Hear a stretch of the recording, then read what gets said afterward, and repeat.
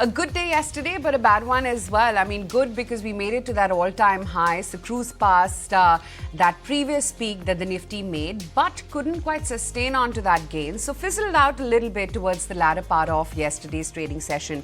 And, to be fair, we were almost optically in any case there at that all-time peak. So yesterday's percentage of point-wise move in any case wasn't as aggravated. It wasn't like you were sitting on a 200, 150 point gain. In fact, it was less than 100 points at the top of the day itself.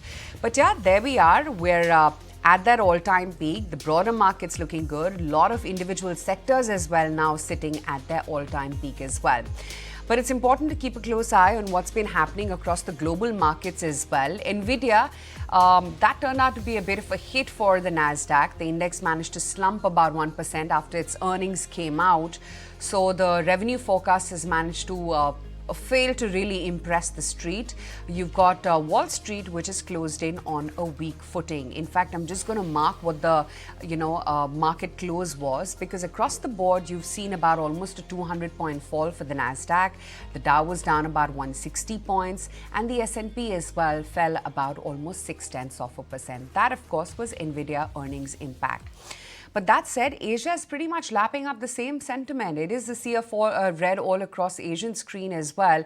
In fact, Japan is now down a good 140 points. You've got Kospi, which is down about almost 1%, and near about a 150-point slide coming in for Hong Kong as well.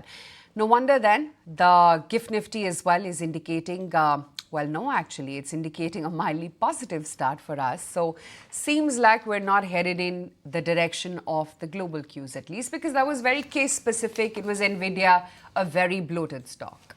See, Nvidia number would actually be having impact on the market per se, because, after market hour impact, it will be felt today. And it said, actually, by reports said it's the most important stock of the year. So it is, Nvidia. No doubt. Yeah. Nvidia's market cap is higher than India's GDP. Yeah. So you can imagine that at what size Nvidia is. We'll talk about the Indian market setup, but here's a bit of a trivia for our viewers. Amazon and Nvidia, the gap now is actually 50%. Amazon was the most valuable company of the world, but now it is actually Nvidia, which in a sense has become the most valuable company of the world in terms of the market cap ranking. So globally, you will say, okay, there is nothing which could be called as a wrinkle. There is nothing which could be called as a positive hurrah. There is nothing which could be called as a cross. I don't think the global setup per se, at least from equity market, will have an impact on Indian market per se. But what really matters to me is this number. Ladies and gentlemen, look at the dollar index. It is at 101. And below 100, psychologically, if the dollar index moves, and that I think would be a tipping point. Why? Because that means then flows into emerging markets will start gravitating again. And if one really looks at the weakness in the dollar index, which is coinciding with what Fed had indicated and where the natural direction of the US economy is moving, flows into emerging markets are not like alarmingly negative. They are not very negative in terms of the Indian markets as well. So I think for me, the talking point is not Nvidia. For me, the talking point is not what is happening to Nasdaq. I think for me, it is the dollar index, which holds the key for emerging markets. 100 is the turning point, and it's a tipping point beyond which you would say that it's time to rotate the trade. Historically, money starts coming back into emerging markets when the interest rates, they start peaking out and the dollar index starts weakening. That is what history has told us. And I think, are we reaching there yet? Maybe yes. So for me, tomorrow morning and today morning, don't look at Nvidia, don't look at Nasdaq. Look at these two numbers. They would tell you which way the wave would move in the short term. Okay, that's the dollar index for you, and stand corrected. Analysts are calling it the most important stock in the world right now, and of course, rightly so, given the kind of bearing that we've seen and have on AI. All right, let's get a move on and talk a little bit about our own markets. And yesterday, as Aisha said, there was a mix of good and bad. We did cool off, but we did manage to hit those life highs in trade yesterday. And incidentally, we've continued this winning streak. So day after day, and now it's the gains have piled on to the longest winning streak in the last 4 years. While you've got the Nifty banks still close to 4% away from those life highs, there are a number of sectors, Nikunj, that still quite haven't participated in this move, and that is the PSBs and FMCG. Okay, so let's understand where we stand, I think there is no problem in terms of the local news flow, local macro, and this mass liquidity which is coming on a monthly basis from DI, from insurance, from NPS, from LIC. So there is no problem there per se. Now, if the weakness in the dollar index persists, which is evident, and flows they start coming back, or they FI instead of selling, they stop selling. It will happen if the dollar index goes below. Then what is that first port of call? The first port of call for FIs to sell is banks and private banks. I think the selling will stop there. These banks have, or this entire group of private banks have done nothing in last 2 years. Valuations are reasonable, growth is decent, and NPAs are not a problem. So for me, if one has to really tally and connect, let's say the sequence here, dollar index weakness, flows come back or selling stops, banks they start going higher, and bank has underperformed, and that really could be a important leg, so to speak. Also, every regulator has started talking about banks, they need to get more liabilities back into the system. So regulators are taking notice of it. SEBI is talking about FNO activity should be curtailed. RBI is talking about liability coming back into banks. These are telltale signs that the regulators now, in a sense, are giving you a hint that they want banks to muscle up with low cost deposit, which also is the second concern. So there are two concerns for banks: FI selling, which could get addressed if the dollar index moves down, and the liability franchise, which is not getting created, where RBI and SEBI have already started, tightening the noose, so to speak, and that I think would make this sector a sector which has been a backbencher really coming back into the limelight again. So that's my view. See, what are the problems, Aisha? One is FI selling. Dollar index goes down, FI selling will stop. And the liability, low cost deposit, जो money हम bank में डालते हैं, savings and fixed deposit, that is all going to banks. SEBI wants FNO to go down and RBI wants liability to go higher. So regulator wants bank to get that money back. Yeah. And you have to count the tea leaves. That's how I look at it. If these both concerns are addressed, then banks should come back. Yeah.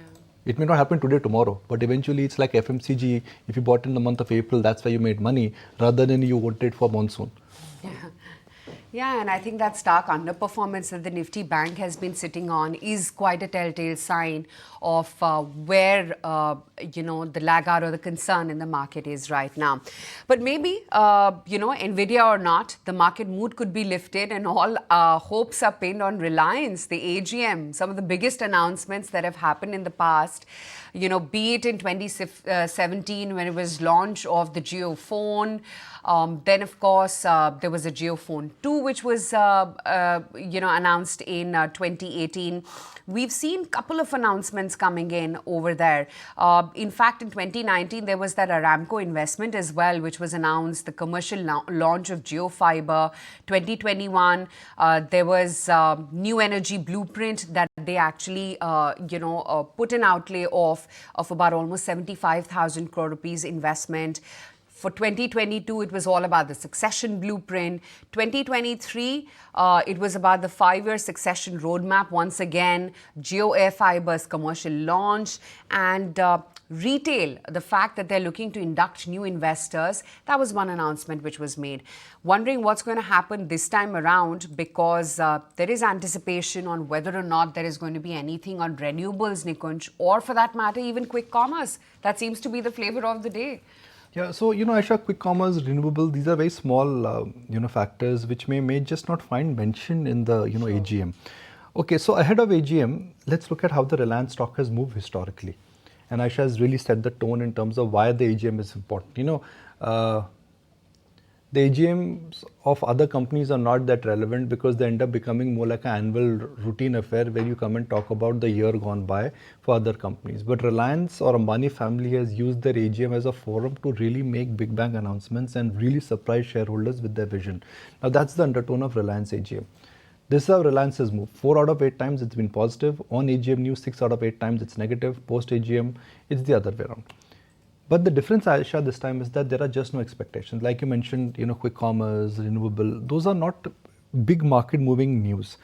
If there is something which comes from this AGM, it could be really on the subsidiaries. Okay, we've got a roadmap in terms of when we want to unlock sum of part for value. Okay, we've got a roadmap on how the capex number would move. And we've got a roadmap in terms of any new businesses we are incubating. That could, kindle up the stock.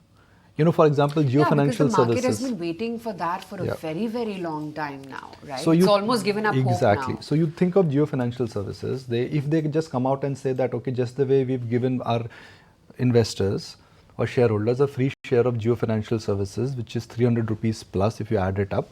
Can any hint come on that front? If any hint comes on that front, then that becomes like the lig hurrah for the shareholder. But routine stuff on, expansion, capex, that is just going to be not an exciting thing. The stock's flat. So little bit of a surprise with no expectations could really kindle up the stock. This is not 2001 or 2002 when Reliance was really dominating all the headlines with that series of acquisitions and the series of tie-up with Facebook, now Meta, or with Amazon or with Google. This time the news flow from Reliance per se, excepting the wedding, Yeah. excepting the wedding, The series of wedding events. So they've got a lot of, Ambani family's got a lot of limelight because of the wedding, but nothing beyond that. Yeah. Okay, in fact, here's Prabal Sen telling us what he's anticipating from the AGM this time. The Reliance AGM has almost, it's become sort of this blockbuster event every year where we tend to tack on a lot of expectations about, huge announcements that may or may not come. I frankly would not want to hazard a guess.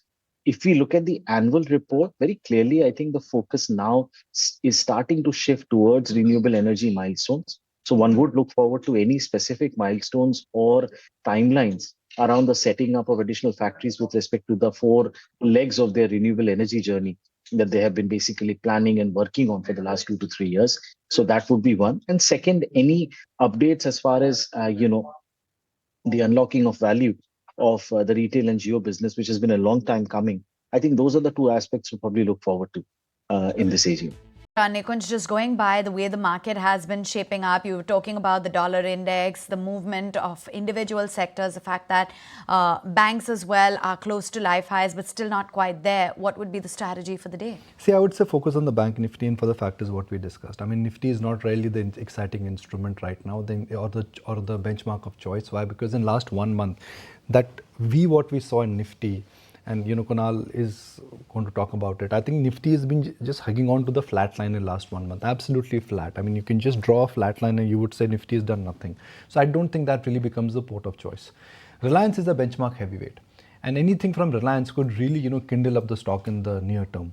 And if Reliance starts rolling, I mean, we are looking at an elephant which will start, it's an elephant which will start, jumping, then it will have an impact on the market per se, which could also coincide with the FNO expiry, which is a factor at play.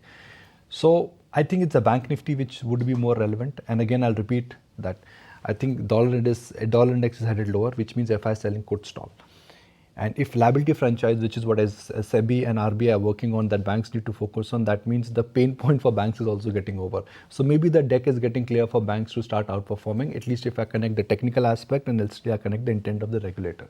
So I will not be surprised that from September to December, if nothing changes globally on the dollar index, on the crude front, I think we could be in for a not massive, but a decent outperformance in private. If you like this video, then like, share and subscribe to ET Now.